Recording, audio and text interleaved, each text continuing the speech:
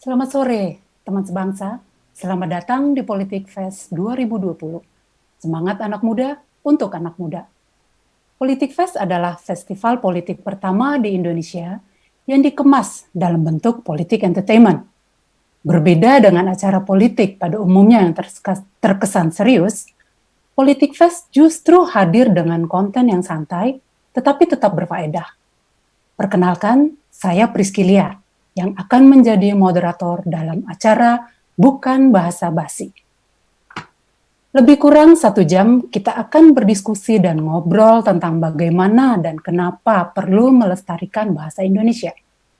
Saya akan ditemani 2 bintang tamu yang boleh disebut sebagai sosok pejuang bahasa Indonesia karena kepedulian dan perhatiannya pada bahasa Indonesia. Mereka adalah Ivan Nanin, seorang Wikipediawan sekaligus penulis buku Xenoglosophilia, dan Jombang Santani Khairen yang juga dikenal dengan JS Khairen, penulis novel serial Kami Bukan. Sebelum masuk, kita mempersilakan Uda, Ivan, dan Khairen untuk menyapa teman-teman sebangsa. Halo Mbak Priski, halo teman-teman sebangsa, selamat ketemu. Ini tanggal, sebentar lagi kita menjelang 17 Agustus ya. Betul sekali, Uda. Halo Mbak Priski dan Uda Ivan, bertemu lagi ya setelah sekian lama. Halo juga teman-teman sebangsa. Halo. Bisa memberikan diskusi yang asik. Yap, setuju. Sebelum kita masuk ke diskusi, saya mau tanya-tanya dong sama Uda dan Khairen. Saya pengen dengar cerita Uda Ivan, kegiatannya selama pandemi ini apa aja, Uda? Itu udah Khairen dulu aja. Saya kan tadi udah duluan. Apa Uda? Menghormati lempar bola. Wah, menghormati nih, menghormati. Monggo, Uda. Oke, saya kan sejak bulan Februari itu mendirikan perusahaan yang namanya Narabahasa.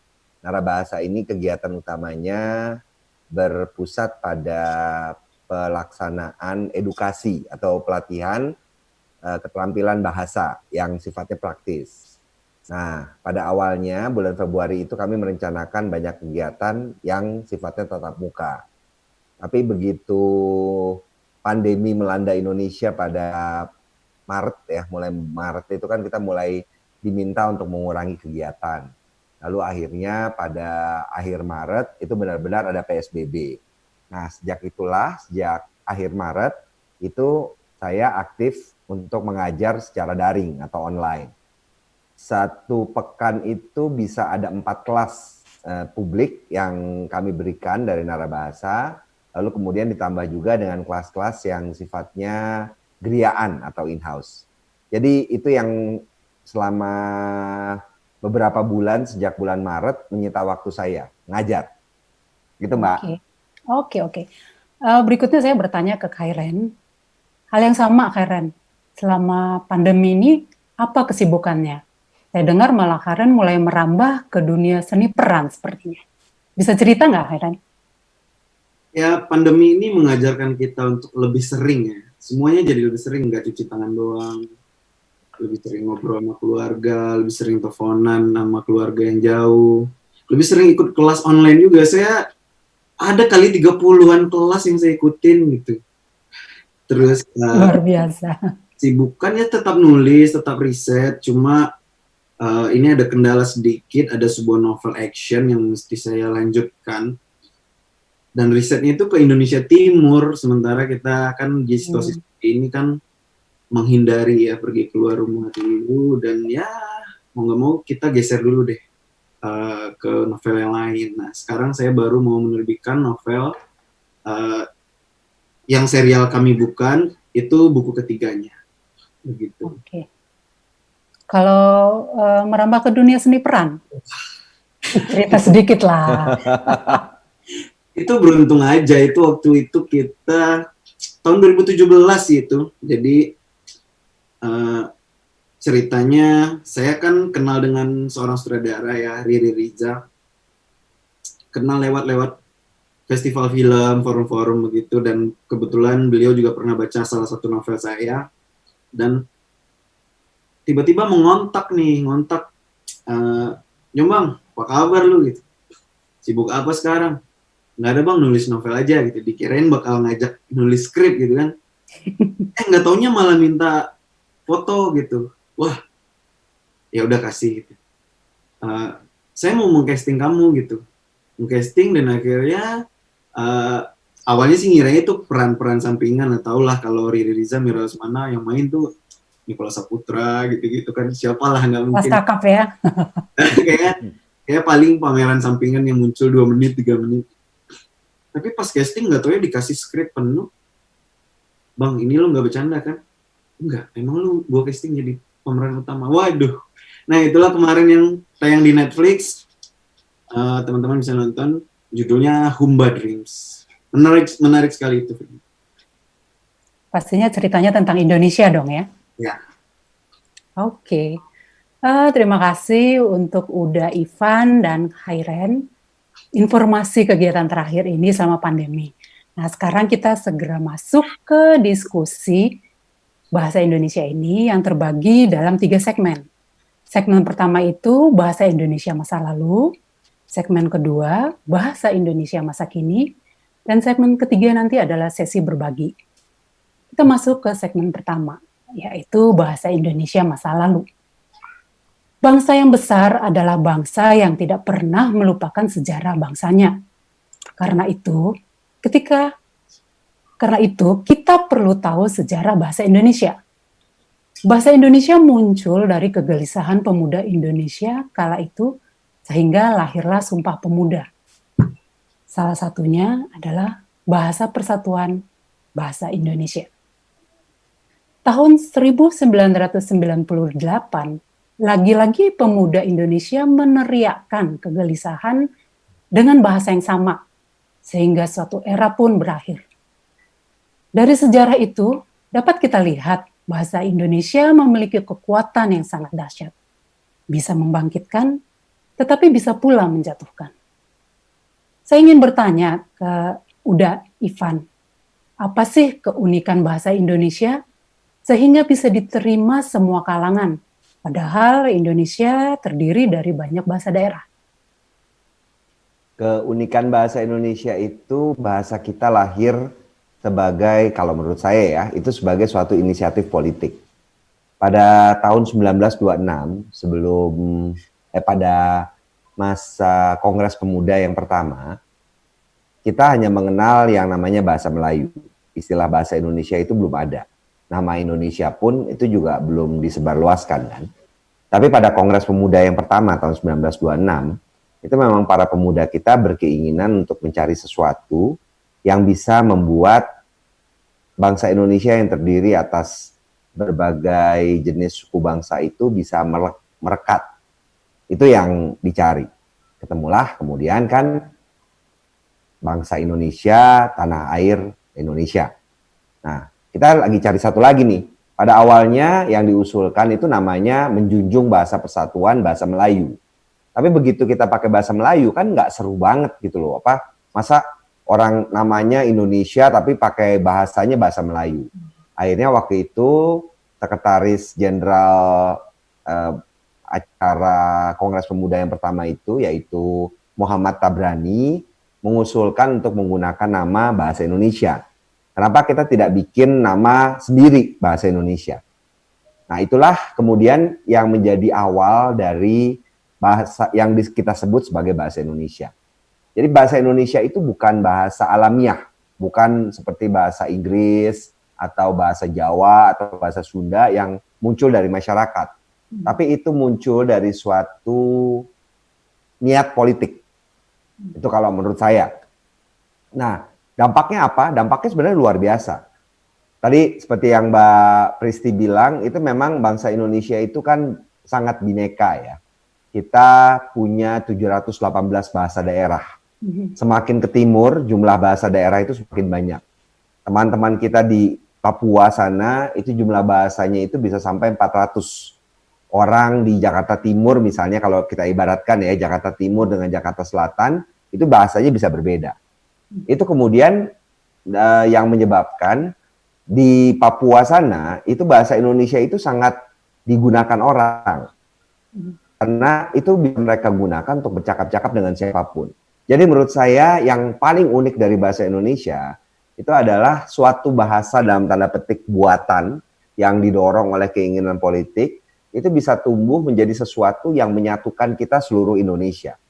Kalau kita lihat hal-hal yang bisa merekatkan suatu bangsa itu kan ada beberapa ya. Biasanya yang pertama agama. Beberapa negara nih kayak Afghanistan, Arab Saudi itu yang menyatukan agama. Atau kemudian bisa juga yang menyatukan suku bangsa. Suku bangsa ini cukup banyak negara yang menggunakan suku bangsa sebagai perekatnya mereka. Kalau di Indonesia, dua hal itu gak mungkin kita jadikan sebagai perekat. Agama dan suku bangsa itu malah bikin kita bercerai-berai kan. Jadi satu-satunya hal yang bisa membuat kita bersatu itu adalah bahasa. Nah ini menurut saya hal-hal yang cukup unik dari kedudukan Indonesia, bahasa Indonesia sebagai bahasa nasional dan bahasa resmi di Indonesia. Oke, luar biasa memang bahasa Indonesia itu ya udah ya. Ya. Berikutnya saya mau bertanya ke Khairan sebagai pemuda yang tumbuh di era yang berbeda dengan tahun 1928 dan 1998. Itu bangkitnya reformasi ya. Layang-layang. Masih lain, udah lahir ya berarti ya. Pada saat itu ketika bahasa Indonesia memiliki kekuatan yang sangat dahsyat. Saya mau bertanya dong, dari skala 1 sampai 10, seberapa besar sih cintanya Khairan pada bahasa Indonesia? 8 mungkin. Kenapa 8? Kenapa bukan 10 nilai sempurna? Karena nilai sempurna hanya milik Sang Maha Pasti. Benar-benar sastra. Oke. Ada mungkin jawaban lain yang mungkin karena ada pengaruh harus menguasai bahasa daerah juga atau bahasa asing? Gimana ya, karena saya besar di daerah, baru aktif secara harian menggunakan bahasa Indonesia itu ya ketika merantau ke Jakarta tahun 2009, sekitar 10-11 tahun. Lalu di sini juga kuliahnya kadang ada yang mengantar bahasa Inggris, dan juga yang bahasa Indonesia. Jadi tahun-tahun awal tuh sempat agak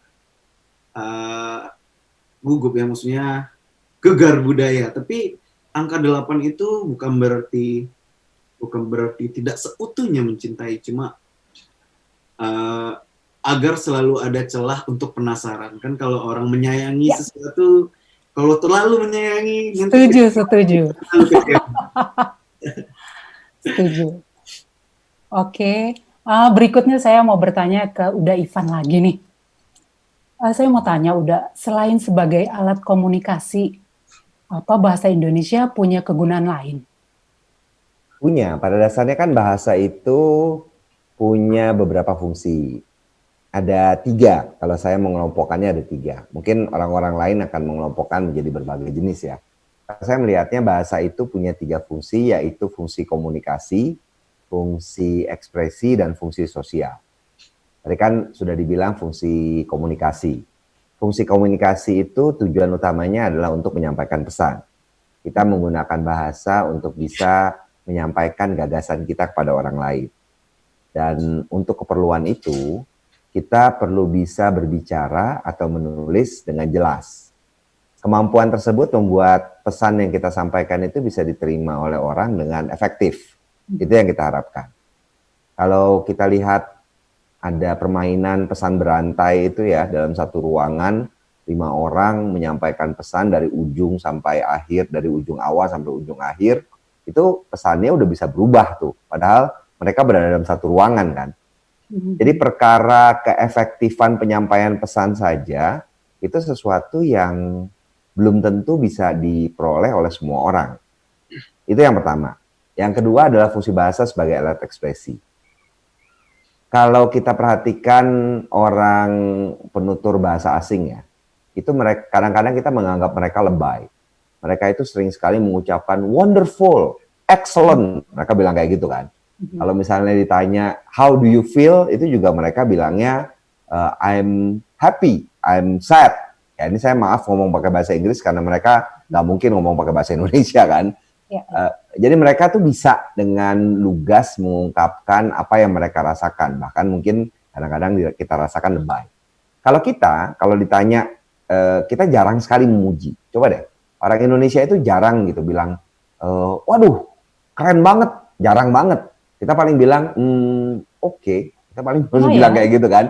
Terus kemudian kalau ditanya, bagaimana perasaanmu? Kita paling jawabnya biasa atau oke lah gitu. Bahkan kadang-kadang kita suka bingung, kita jawabnya, gimana ya, gitu deh. Gitu. Kita kesulitan untuk mengekspresikan apa yang kita rasakan. Itu fungsi bahasa yang kedua, alat ekspresi. Sebenarnya kita berutang kepada para sastrawan, karena para sastrawan inilah sebenarnya orang-orang yang memang mendayagunakan bahasa sebagai alat ekspresi. Ketiga, fungsi bahasa sebagai alat sosial. Bahasa itu kita gunakan untuk beradaptasi maupun untuk menunjukkan identitas.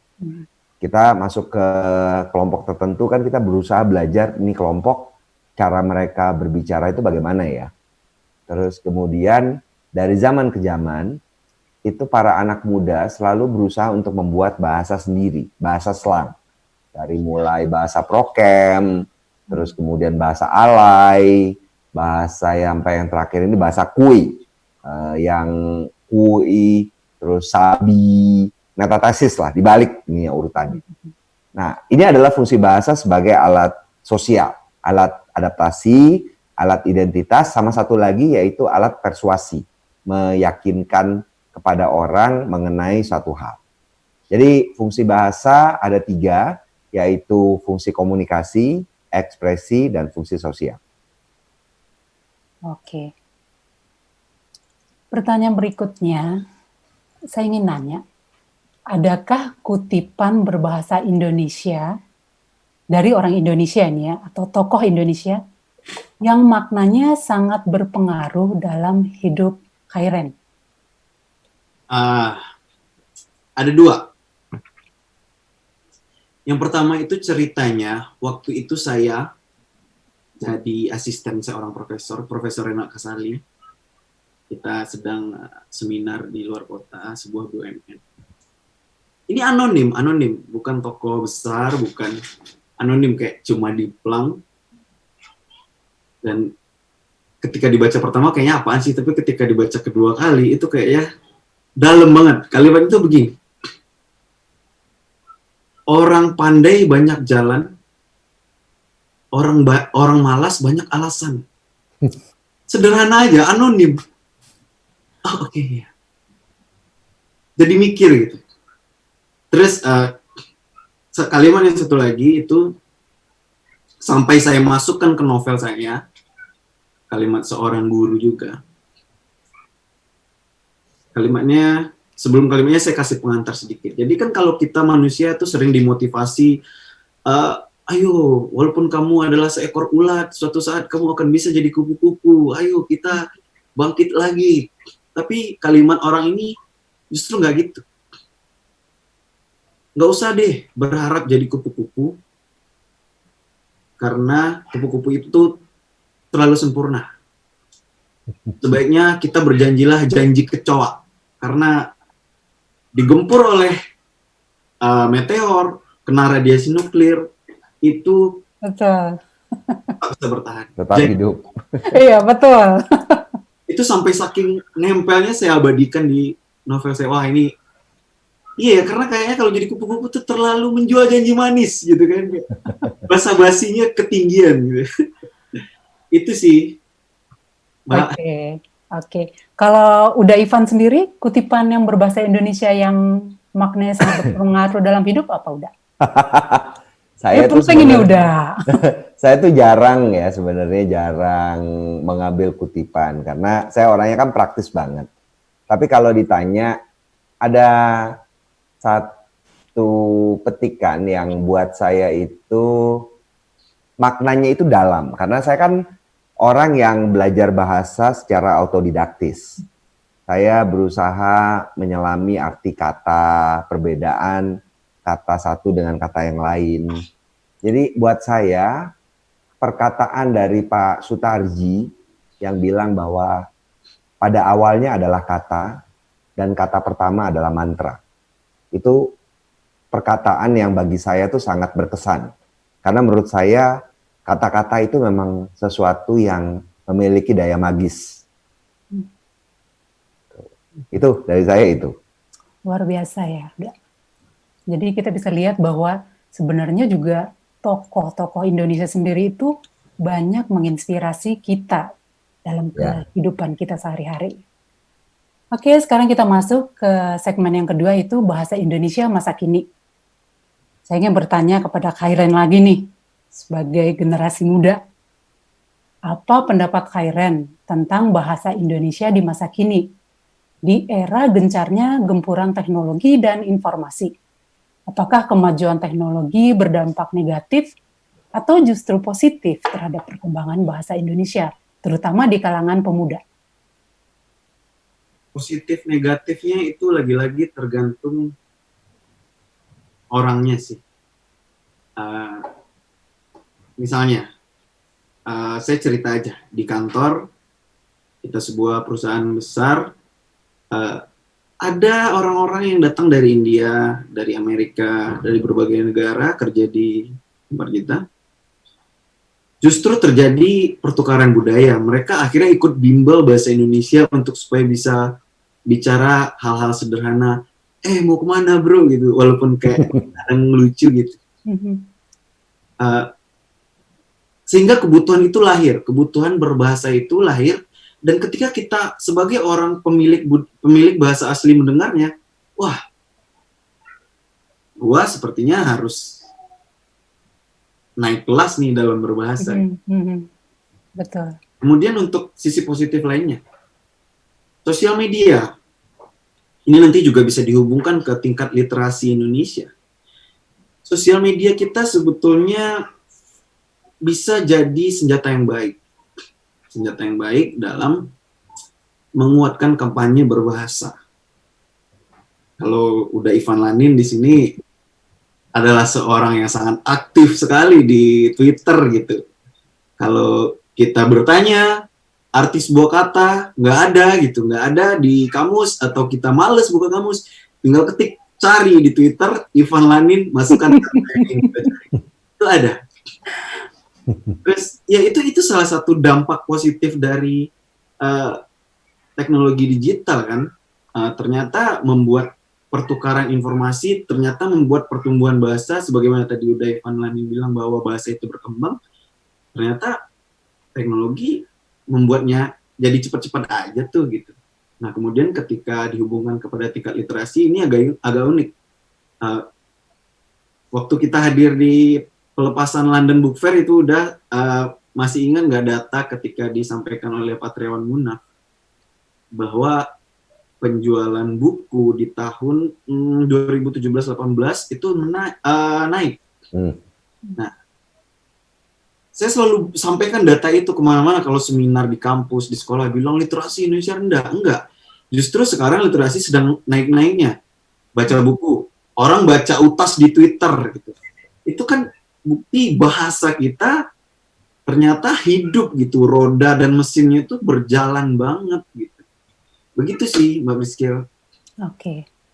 Berikutnya saya mau nanya ke Uda Ivan lagi nih. Sebenarnya boleh tidak menggunakan bahasa alay atau bahasa gaul itu sebagai eksistensi diri? Apakah dengan kemunculan bahasa gaul di kalangan muda ini menandakan keterampilan berbahasa Indonesia menurun, atau itu sebenarnya bentuk kreativitas berbahasa anak muda dengan alasan efisiensi kata, Uda? Boleh. Kan tadi seperti saya bilang, fungsi bahasa itu ada 3. Alat komunikasi, alat ekspresi, dan alat sosial. Terutama sebagai alat sosial, setiap generasi itu memerlukan sesuatu yang bisa menunjukkan identitasnya. Sesuatu yang bisa membedakan dia dengan generasi terdahulu. Itulah fungsi bahasa. Kemudian setiap generasi berusaha untuk mencari sendiri apa nih bahasa yang bisa kita pakai sehingga orang-orang lain nggak paham apa yang kita maksud. Lahirlah kemudian bahasa slang.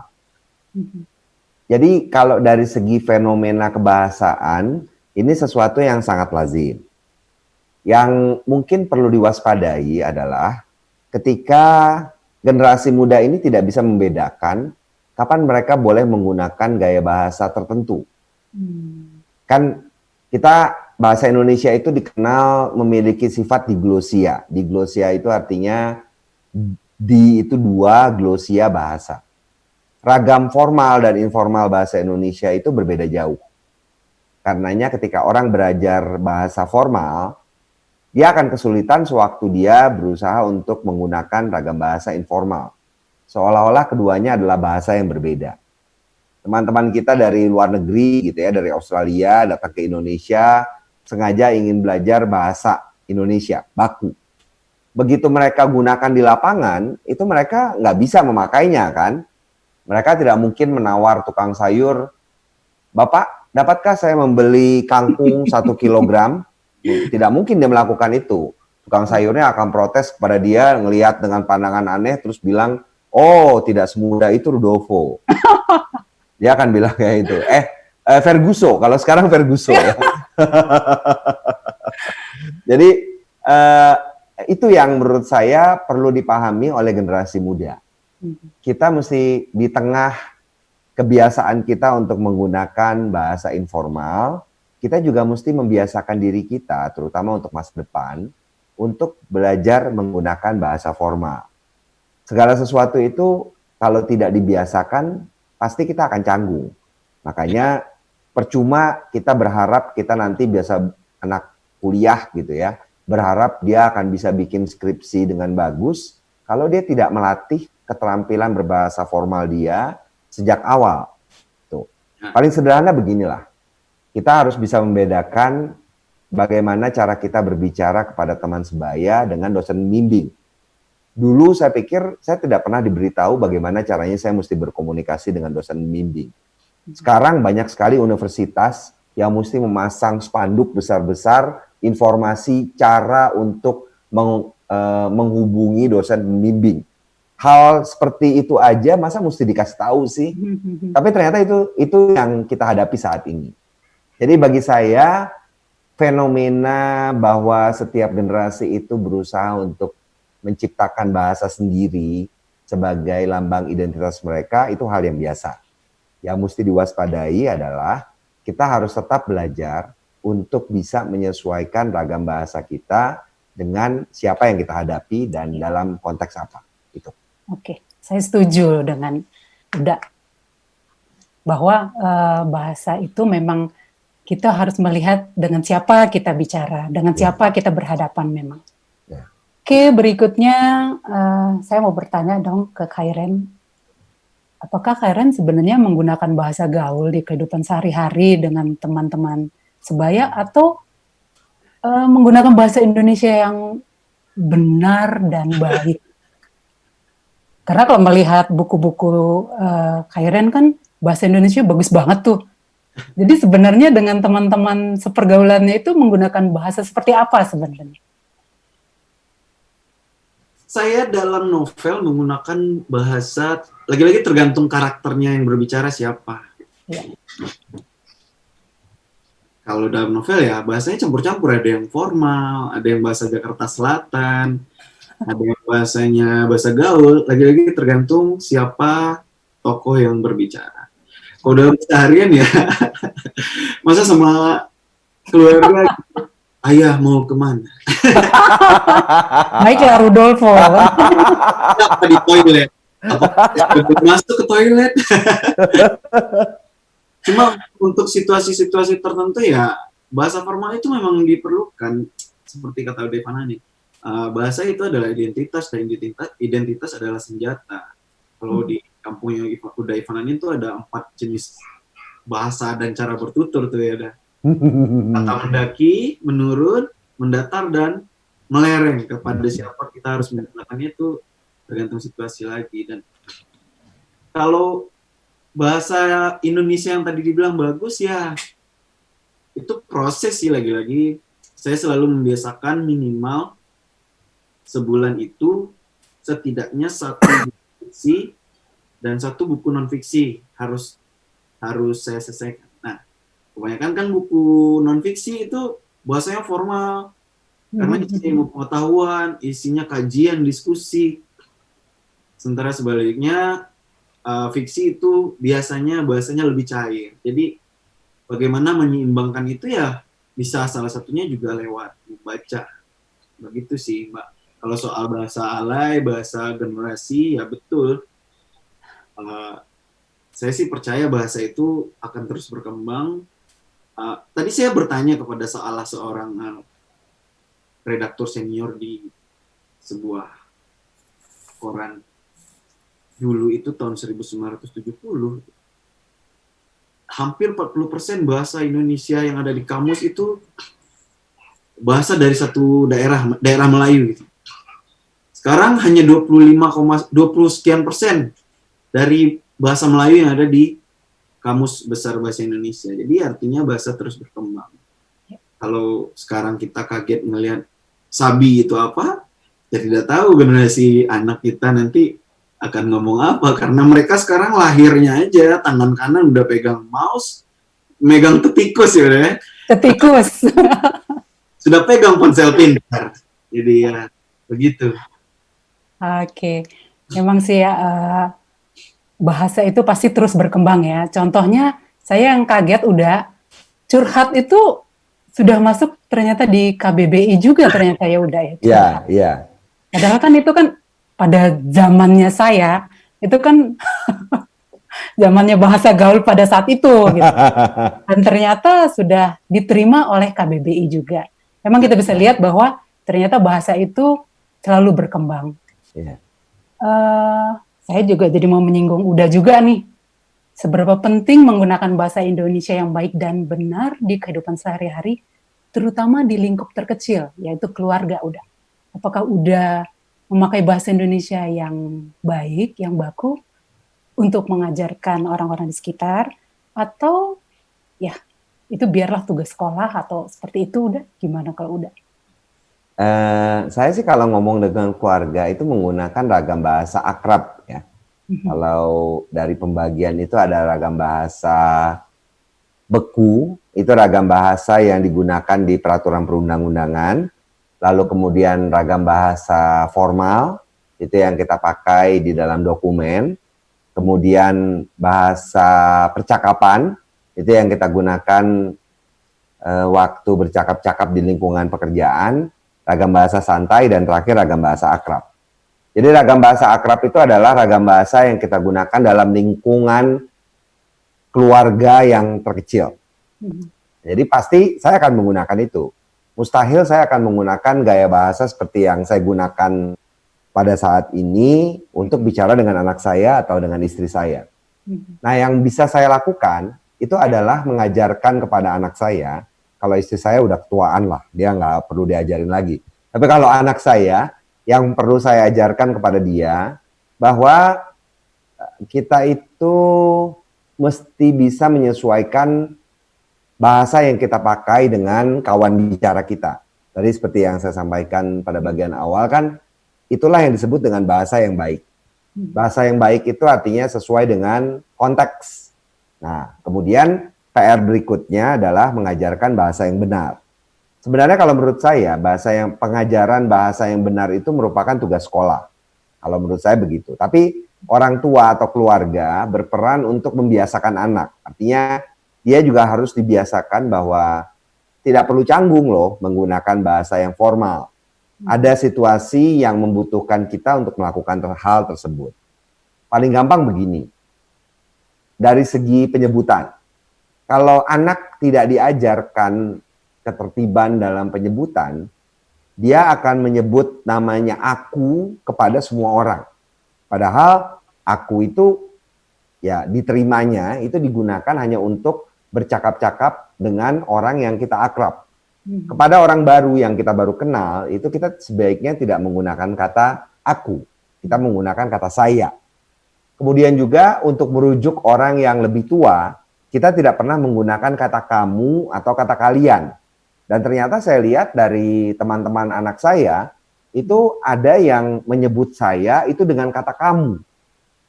Berarti dia tidak mendapat pengajaran tersebut dari orang tuanya. Nah, hal-hal seperti itu yang saya pikir bisa diajarkan di keluarga. Beban untuk mengajarkan bahwa awalan itu bukan awalan baku loh. Misalnya ngapain atau ngobrol itu bukan awalan baku, tapi awalan yang resminya adalah gitu misalnya. Kalau itu menurut saya tugas sekolah.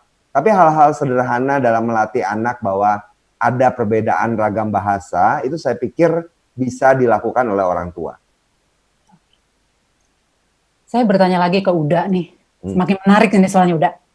Hal terburuk apa yang mungkin muncul seandainya keterampilan berbahasa Indonesia anak muda menurun dan memudar? Adakah cara untuk mengantisipasi atau melestarikan bahasa Indonesia itu?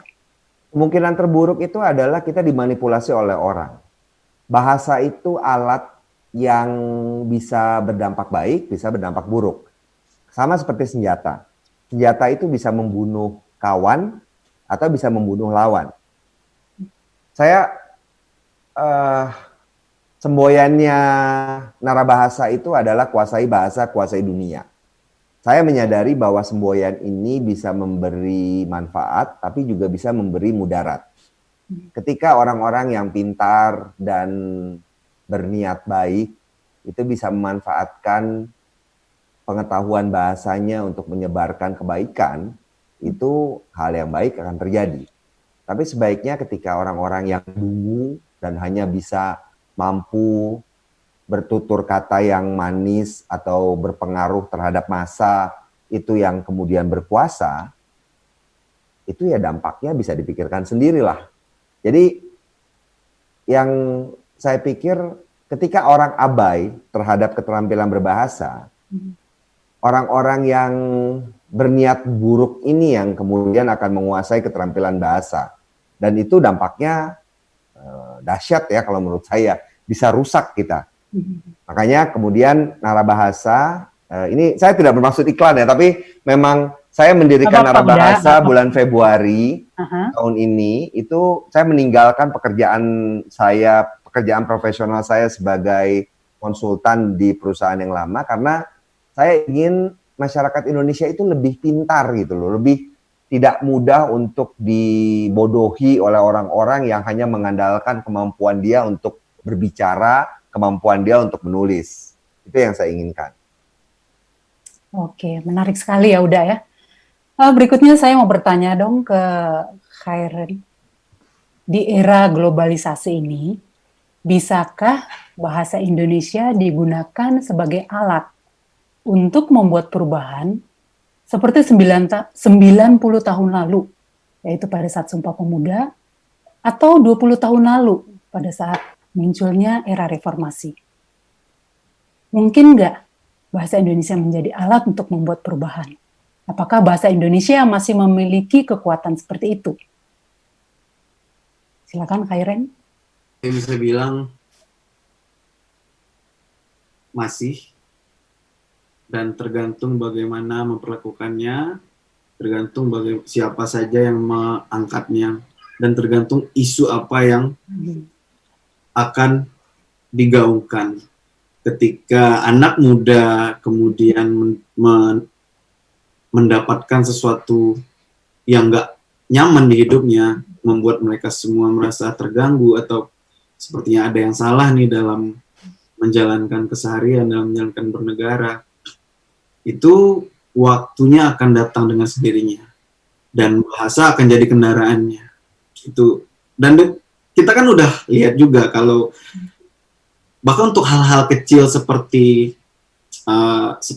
info bencana atau hal-hal nggak guna, bukan berarti nggak guna, hal-hal hiburan gitu atau hal-hal ya agak nyeleneh, itu sering muncul di Twitter. Itu kan kekuatan si pembuat cerita, si pembuat utas dalam menggunakan bahasanya. Akhir-akhir ini juga misalnya industri hiburan juga cerita horor gitu tayangkan di Twitter jadi film gitu. Kita nggak tahu lagi besok gerakan seperti apa, tapi yang pasti akan ada anak muda, dan ini nggak satu orang, nggak dua orang, tapi berkelompok, ramai, bergelombang, menggunakan cara generasi kita untuk memecahkan masalah yang ada. Oke. Saya melihat Uda Ivan dan Khairan itu pengikutnya di media sosial itu banyak sekali. Puluhan ribu, bahkan ratusan ribu kalau saya nggak salah. Apakah media sosial itu bisa turut berperan dalam melestarikan bahasa Indonesia? Ya. Sejauh mana keefektifannya? Menurut Khairan itu seperti apa? Efektif sekali ya. Kalau kita bicara angka, saya memulai fokus di Instagram untuk mengunggah. Jadi hati-hati ngomongnya. Mengunggah atau mengunduh ya? Enggak, atau mengupload. Saya punya konsisten mengunggah tulisan di Instagram yang ditulis dengan mesin tik nih. Saya punya mesin tik juga. Luar biasa. Sejak akhir 2018. Berarti sekarang udah hampir 2 tahun. 2 tahun. Yang mengikuti saya di Instagram itu 200.000 orang. Di Twitter masih 30 ribuan orang. Itu bukti bahwa ternyata banyak orang yang membutuhkan kalimat-kalimat yang mungkin maknanya biasa aja, atau malah maknanya dalam sekali gitu, yang kemudian dituturkan oleh saya selaku penulis di sosial media. Kalau misalnya saya posting foto selfie gitu atau foto liburan, itu interaksinya dikit karena semua orang ya itu gitu.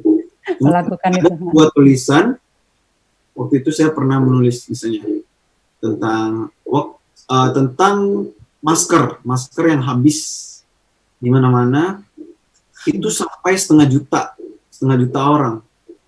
Itu di share terus, dan ternyata kekuatan bahasa itu sangat nempel gitu. Padahal itu cuma satu kalimat pendek gitu saya posting, tapi saya pakai foto dengan saya pakai masker dan kalimat ini saya taruh di depan wajah saya. Kaget juga sih kita gitu melihat tulisan itu impact-nya seperti itu. Dan tidak sedikit yang kalau misalnya tulisan lain tentang penyemangat hidup, tentang romansa, tentang hal-hal kecil, tidak sedikit yang berkomentar, gimana sih Bang bisa nulis kayak gitu ya? Jawabannya cuma satu, ya ditulis, itu dipelajari. Banyak-banyaklah membaca, banyak-banyaklah kesasar, banyak-banyaklah ngobrol, banyak-banyak riset. Karena nggak tahu nih, apakah udah Ivan Lanin mau bisa sepakat atau tidak. Kalau menurut saya, kemampuan berbahasa, termasuk menulis, berbicara di depan umum, itu nggak ada yang keturunan, nggak ada yang anugerah, itu dilatih semua. Latihan, betul, saya setuju itu. Begitu Mbak Rizky. Kalau udah Ivan, gimana pengaruh atau kekuatan media sosial itu dalam menyampaikan pesan-pesan Mas Ivan itu seberapa efektif sebenarnya? Udah. Besar sekali sih kalau menurut saya. Kalau saya memfokuskan diri itu di Twitter, karena saya bukan tipe orang visual. Saya orang tekstual. Makanya saya lebih banyak aktif di Twitter. Dan dari pengalaman saya, waktu awal-awal tahun 2010 gitu ya, saya kan banyak menyampaikan hal-hal yang kadang-kadang selama ini kita melakukannya salah. Kita melafalkan atau mengucapkan atau menuliskan suatu kata itu berbeda dengan bentuk yang bakunya. Dulu waktu awal 2010 itu saya banyak mendapatkan kecaman. Artinya orang bilang, oh masa sih gitu, selama ini kita nggak kayak gitu kok ngomonginnya. Itu waktu awal 2010-2011. Tapi semakin ke sini saya lihat orang itu lebih penasaran. Orang-orang itu lebih menerima ketika ada sesuatu yang ternyata berbeda dengan apa yang selama ini mereka pikir benar. Semangat ini kan sebenarnya bagus ya. Artinya di dalam bidang keilmuan itu memang yang harus kita tanamkan adalah bagaimana orang itu bisa terbuka terhadap kemungkinan adanya perubahan, kemungkinan adanya konsep-konsep baru. Demikian juga dari segi bahasa. Banyak orang Indonesia yang merasa karena mereka lahir di Indonesia, terus kemudian mereka menggunakan bahasa ibu, bahasa Indonesia, mereka paham 100% tentang bahasa Indonesia. Padahal ada banyak sekali aspek di dalam bahasa Indonesia yang ternyata kita itu belum paham. Contoh paling nyata aja, banyak orang masih mengatakan tidak masalah. Padahal di dalam bahasa Indonesia itu ada kata bukan dan ada kata tidak. Keduanya digunakan untuk menegasikan sesuatu. Bukan dipakai untuk kata benda, tidak dipakai untuk kata kerja, di luar dari kata benda.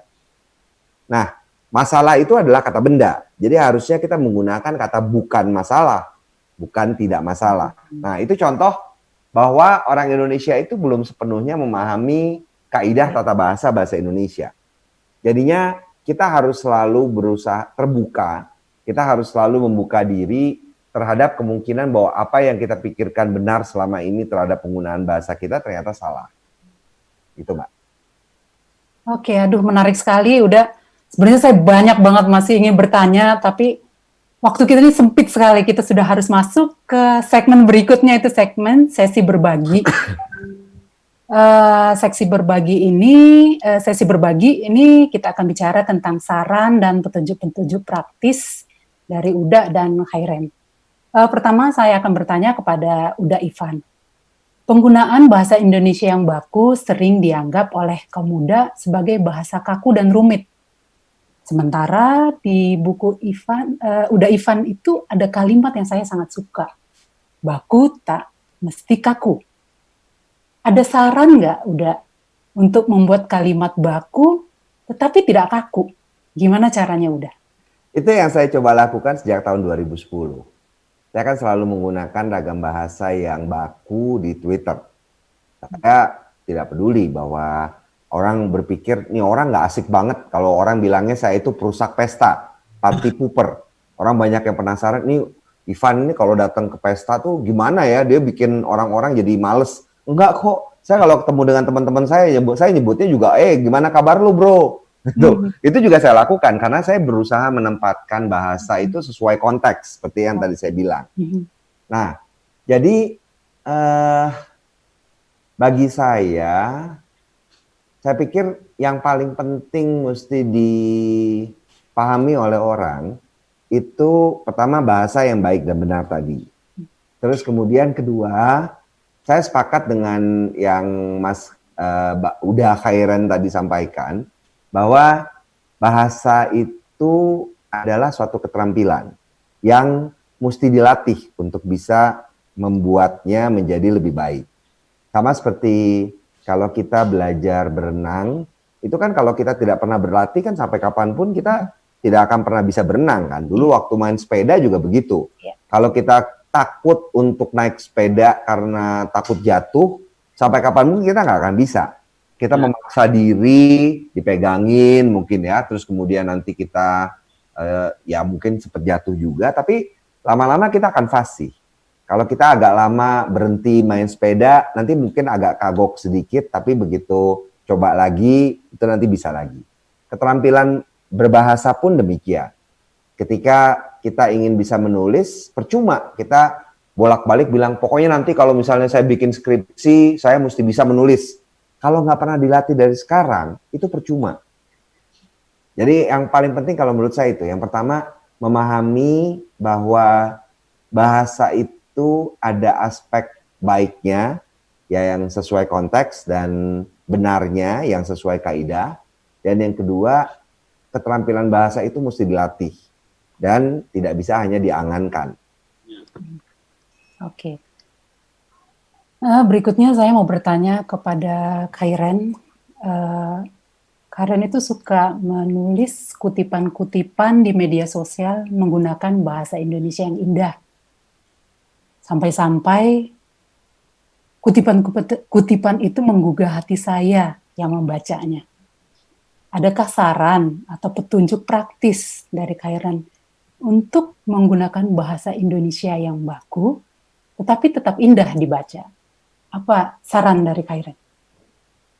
Sarannya saya ke praktikal aja ya, karena setiap hari saya melakukan ini. Ada banyak sih sebetulnya caranya, tapi ini 2 yang paling umum yang selalu saya latih. Bahkan setelah saya menerbitkan sekian buku, saya terus melatihnya. Yang pertama itu permainan 3 kata. Kita tentukan kata benda, tentukan kata kerja, lalu kata yang lainnya, saya kata sifat. Saya kata bendanya rumah, terus kata kerjanya tancap, terus satu lagi katanya putih. Dan jadilah kalimatnya seperti ini. Aku menancapkan bendera putih di depan rumahmu. Perjuangan ini telah usai, meski perasaan ini belum selesai. Yes. Sederhana aja. Luar biasa. Mungkin orang mengiranya, wah itu lewat proses Proses yang panjang. dulu gitu, proses yang cuma itu ya mungkin ada bagian perasaan kita yang diolah, tapi ada juga latihan. Terus satu lagi, kalau trik 3 kata, ini menggunakan trik akhiran yang sama, imbuhan yang sama. Misalnya, saya bacakan juga.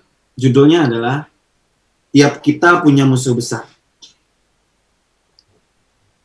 Ia hadir lebih menakutkan dari kegelapan, menyengat lebih panas dari Aldebaran, lebih berbahaya dari bisa king cobra yang melumpuhkan, lebih dingin daripada kutub bumi yang membekukan. Di mana musuh itu berada, dalam jiwa kita sendiri. Cara menaklukkannya, engkau sendiri yang tahu, kawan. Nah, itu kan bagian tengahnya tadi, an. Ya, ada 2 cara pendekatannya. Bisa kita pikirkan dulu maknanya yang ingin kita sampaikan apa, baru kita cari kata yang cocok, atau kita bongkar aja dulu kamus, lihat kita belum tahu nih mau sampaikan apa, karena ada satu makna yang bolong. Cari dulu aja thesaurus kamus. Ada, akhirnya ketemu. Sama kalau ingin jadi penulis, ini selalu pertanyaan yang paling sering ketika seminar, ketika di media sosial, dan jawaban saya tuh selalu sama. Tapi di sini akan saya kasih jawaban bonus. Jawaban saya selalu sama. Kalau ingin jadi penulis, itu caranya hanyalah menulis. Tidak ada cara yang lain. Setuju. Tanya sama siapapun. Andrea Hirata, J.K. Rowling. Tanya, cara menulis kita yang menulis. Dan kemudian saya menerjemahkan itu menjadi konsisten. Belajar, membaca, menulis. Saya udah, kalau sekarang nih, apalagi sejak pandemi jadi mulai disiplin. Jam 4 subuh saya udah bangun, kayak Hotman Paris. Ini jam segini saya udah Luar biasa. jam 6 atau jam 7 tuh udah nulis. Udah dapat 2 bab, 3 bab. Kalau misalnya sebulan, itu udah dapat 1 novel. Itu di luar ya.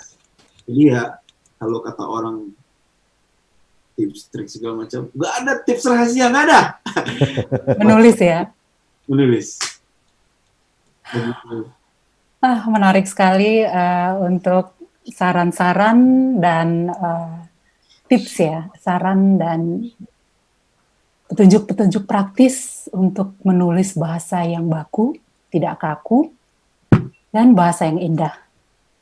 Sayang sekali waktu kita sangat singkat terasa. Sebenarnya masih banyak yang ingin saya tanyakan, tapi ya sudahlah. Mungkin kita sudah harus mengakhiri acara diskusi kita ini.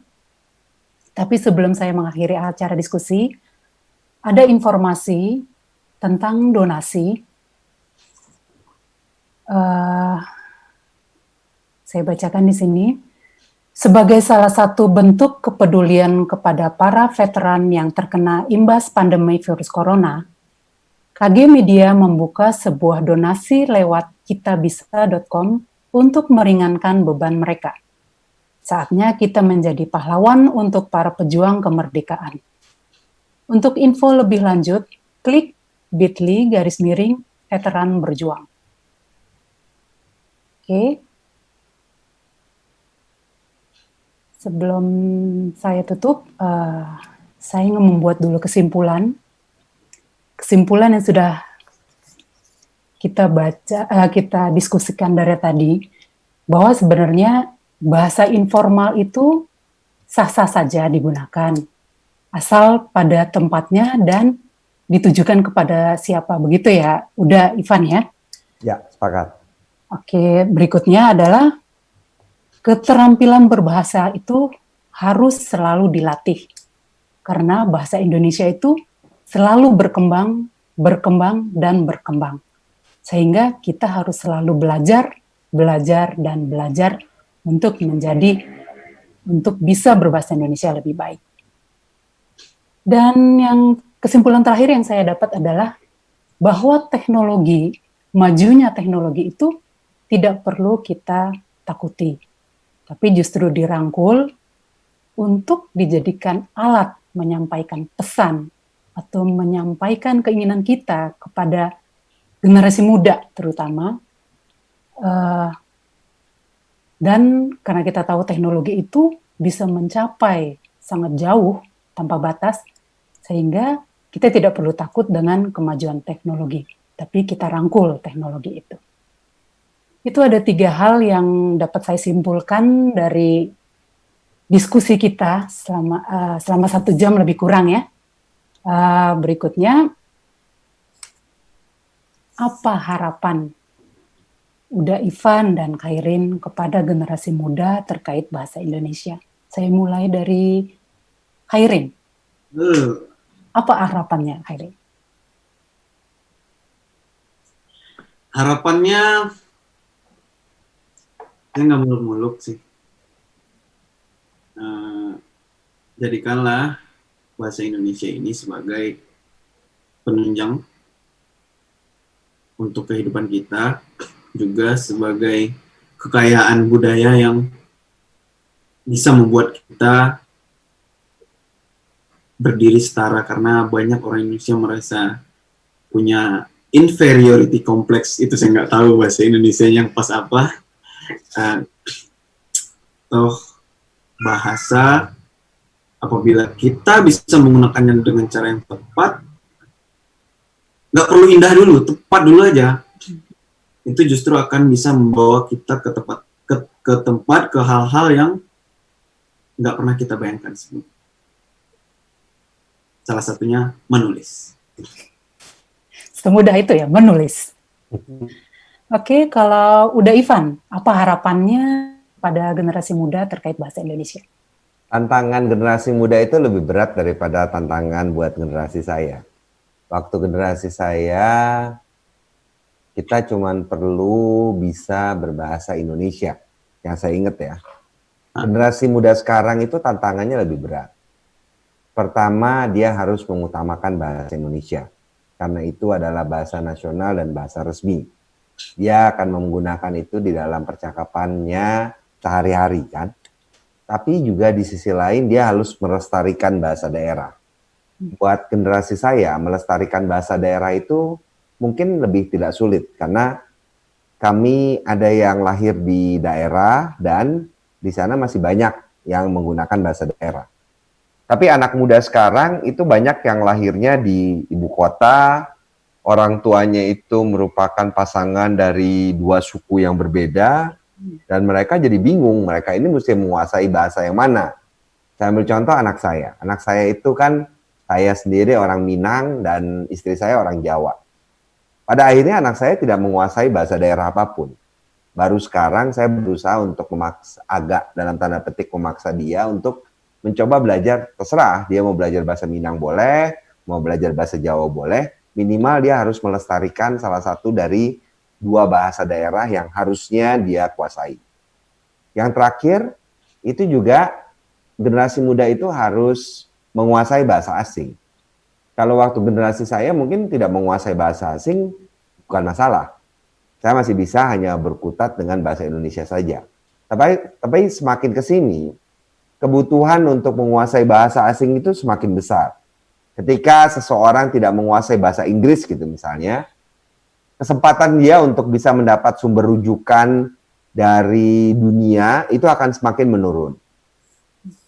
Nah, 3 hal ini yang mesti diperhatikan oleh generasi muda. Utamakan bahasa Indonesia, lestarikan bahasa daerah, dan kuasai bahasa asing. Dan itu bukan hal yang gampang. Menguasai 3 bahasa dan menjadi seorang triglot itu sesuatu yang harus dikerjakan dengan niat yang baik ya kalau menurut saya. Itu Mbak. Oke, menarik sekali pembicaraan kita, diskusi kita selama sekitar 1 jam terakhir ini. Saya mengucapkan terima kasih kepada Uda Ivan Lanin dan juga kepada Khairen atas pencerahan mengenai bahasa Indonesia, terutama untuk generasi muda.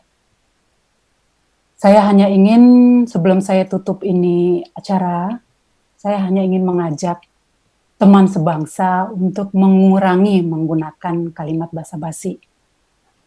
Kemampuanmu berbahasa Indonesia menunjukkan intelektualitasmu sebagai pemuda Indonesia. Sebab bahasa Indonesia bukan bahasa basi. Semangat anak muda untuk anak muda. Selamat sore teman sebangsa.